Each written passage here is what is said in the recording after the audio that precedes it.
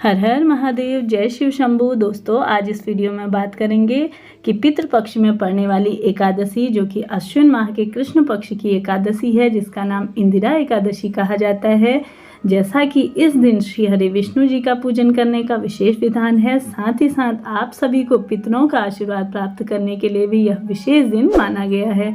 इस दिन आप सभी श्रद्धापूर्वक ब्राह्मणों को भोजन कराने और साथ ही साथ पितरों का आशीर्वाद प्राप्त करने के लिए, जैसा कि आपके घर में भी कोई पितृदोष, रोग और साथ ही साथ विवाह संबंधी भी कोई परेशानियां हैं, तो उन्हें दूर करने के लिए पितृपक्ष में किए जाने वाले भूदान, गौदान, वस्त्रदान जो भी आपको करना है, तो इस दिन अगर आप करते हैं तो निश्चय ही आप सभी को पितरों की और साथ ही साथ श्री हरि विष्णु की कृपा सदैव ही आपके घर पर बनी रहती है। तो आज इस वीडियो में बात करेंगे कि पितृपक्ष की एकादशी तिथि का व्रत आप कब धारण करें, साथ ही साथ पारण का शुभ मुहूर्त क्या रहेगा, किस प्रकार से आप सभी को पितरों के निवृत्त पूजा पाठ करनी है और किन चीज़ों का, किन मंत्रों का जाप करना है, किन वस्त्रों का दान करना है, समस्त जानकारी आप सभी के लिए इस वीडियो में लेकर के आई हूँ।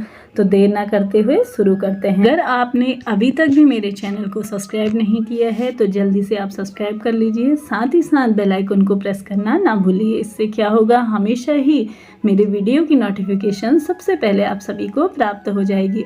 जैसा कि पितृपक्ष के दौरान व्रत का आरंभ होने से पहले आप सभी को क्या करना है, दसवीं तिथि के दिन किसी पवित्र नदी में स्नान आदि कर लीजिए। पवित्र नदी में स्नान नहीं कर सकते तो घर पर ही गंगाजल मिश्रित जल से स्नान आदि करिए। उसके बाद दसवीं तिथि के दिन ही आप सभी को तर्पण इत्यादि अवश्य से कर लेना है। इसके बाद सूर्यास्त के बाद आप सभी को भोजन ग्रहण नहीं करना है। इसके बाद जैसा कि एकादशी के दिन आप सभी, कुछ लोग कह रहे हैं कि हमें भोजन करवाना चाहिए या नहीं करवाना चाहिए, तो एकादशी के दिन आप सभी को अवश्य से ही भोजन ब्राह्मणों को बुला के अपने घर पे अवश्य से ही करवाना चाहिए, क्योंकि इस दिन यह एकादशी पितरों की एकादशी पितरों के निवृत्त है, उन्हीं को समर्पित है। तो कोई भी कार्य किया जाए तो उनके लिए ही यह किया जाएगा। तो इस दिन आप सभी को अवश्य से ही उनको भोजन कराइए। चाहें तो आप भोजन में फल इत्यादि का भोजन करवा सकते हैं या पूर्ण रूप से भोजन बना के भी उन्हें खिला सकते हैं, कोई दिक्कत की बात नहीं है। पूरा दिन आप सभी को प्रभु स्मरण में यह दिन बिताना है। अगले दिन जैसा कि सूर्योदय कालीन तिथि में ही यह व्रत किया जाता है, तो आप सभी को मैं बता दूं कि सूर्योदय कालीन तिथि के अनुसार 10 अक्टूबर मंगलवार को दिन इंदिरा एकादशी का व्रत रखा जाएगा। इसके साथ ही साथ एकादशी तिथि कब से प्रारंभ हो रही है यह आप नोट करते हुए चलिए। जैसा कि स्क्रीनशॉट भी आप ले सकते हैं, मैंने स्क्रीन पे लगाया हुआ है कि 9 अक्टूबर 2023 को दोपहर 12:36 से यह प्रारंभ हो जाएगी एकादशी तिथि, और एकादशी तिथि समाप्त होगी अगले दिन जैसा कि दोपहर 3:08 पे यह समाप्त होगी। व्रत इत्यादि आप नहीं कर सकते तब भी आपको कुछ विशेष नियम, विशेष उपाय, अपने पितरों के निवृत्त, आपको श्री हरि विष्णु के निवृत्त, जैसा कि श्री हरि विष्णु के निवृत्त, तो आप सभी को अपने घर पर एक अखंड दीपक अवश्य से ही जला लेना चाहिए। अपने मंदिर में आप सभी को घी का दीपक एक अवश्य से ही प्रज्वलित करना चाहिए। इस दिन यह नकारात्मक ऊर्जा को दूर करता है। साथ ही साथ पितरों के निवृत्त अगर आप कोई दान पुण्य नहीं कर पा रहे हैं तो अपने घर पर ही, जहाँ पे आपके जल का स्रोत है, वहाँ पे लंबी बत्ती का एक दीपक दक्षिण दिशा की ओर मुंह करके आपको अवश्य से ही प्रज्वलित कर देना है। यह सरल से उपाय है एकादशी तिथि के। साथ ही साथ एकादशी के दिन सुबह के समय में आप सभी को भगवान महादेव के मंदिर में जाकर के एक लोटे जल में तिल मिश्रित जल, जैसा कि दूध तिल मिश्रित जल को आप सभी को महादेव के ऊपर स्वधा स्वधा स्वधा 3 बार स्मरण करते हुए या स्वधा स्रोत का पाठ करते हुए आप सभी को क्या करना है, यह जल समर्पित कर देना है। जो भी आपके पितृजन अधोगति में गए हैं, जिनका तारण नहीं हुआ है, महादेव से कहते हुए उन्हें आप सभी को इस कार्य को अवश्य से ही कर लेना है। यह सरलतम उपाय है।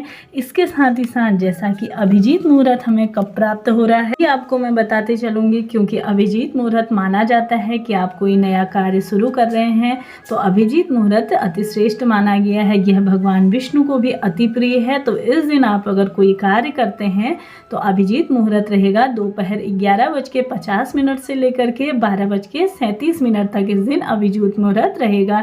साथ ही साथ राहु काल का समय रहेगा दोपहर 3:08 से लेकर के 4:35 तक राहु काल का मुहूर्त है। तो दोस्तों, राहु काल में किसी भी नए कार्य को, कोई पूजा पाठ या कोई भी कार्य नहीं करा जाता। राहु काल को अशुभ काल में माना जाता है। तो आप सभी नोट करते हुए चलिए। साथ ही साथ अब बात कर लेते हैं कि एकादशी तिथि का पारण का सुमुहूर्त क्या रहेगा। जैसा कि इंदिरा एकादशी के पारण होगा 11 अक्टूबर के दिन सुबह 6:19 से लेकर के 8:39 तक यह रहेगा। तो आप सभी इस समय में ही अपना पारण खोलिए, अपना व्रत खोलिए, क्योंकि माना जाता है कि अगर आपको व्रत अगर आपने किया है तो पारण अगर आप शुभ मुहूर्त में नहीं करते हैं तो आपको इसका फल प्राप्त नहीं होता है। श्री हरि विष्णु के निवृत्त आप जो भी शुद्ध सात्विक भोजन बनाते हैं उसका एक अंश इस दिन अवश्य से ही आप सभी को गौ माता को अवश्य से ही खिलाना चाहिए। यह भी आपके पितरों का तारण करेगा। साथ ही साथ श्री हरि विष्णु जी की कृपा सदैव सर्वदा हमारे घर पर अवश्य से ही बना रहेगा। साथ ही साथ तुलसी माता को हम कैसे भूल सकते हैं। तो माता तुलसी में भी आप सभी को एक दीपक अवश्य से ही एकादशी के दिन प्रज्वलित करना चाहिए। श्री हरि विष्णु की कृपा पाने के लिए, घर में सुख सौभाग्य अखंड सौभाग्य के लिए, या साथ ही साथ पुत्र पौत्र जो भी घर में सुख समृद्धि के लिए आप इसको कर रहे हैं, तो आप सभी को अवश्य से ही इस दिन ये सरल से उपाय भी कर लेने चाहिए। मंत्रों की बात कर लें तो इस दिन आप सभी को सबसे सरलतम मंत्र मैं बताऊं, ओम नमो भगवते वासुदेवाय नमः, इस मंत्र का जाप करिए। श्री कृष्णाय नमः, इस मंत्र का जाप कर सकते हैं। साथ ही साथ पितरों के निवृत्त ओम सर्व पितृदेवाय नमो नमः, इस मंत्र का जाप कर सकते हैं। या स्वधा स्वधा स्वधा, इस तरह से आप जब भी उनके लिए भोजन बनाएं, या गौ को, कौवे को, हंस को, जिसको भी आप दें, या आप महादेव के मंदिर में जल समर्पित करें, तब भी आप सभी को स्वधा स्वधा स्वधा 3 बार बोलिए। या स्वधा स्रोत का जो पाठ है उसे भी आप इस दिन कर सकते हैं, यह भी माना गया है। साथ ही साथ आप सभी को यह सरल से उपाय अवश्य से ही कर लेने हैं।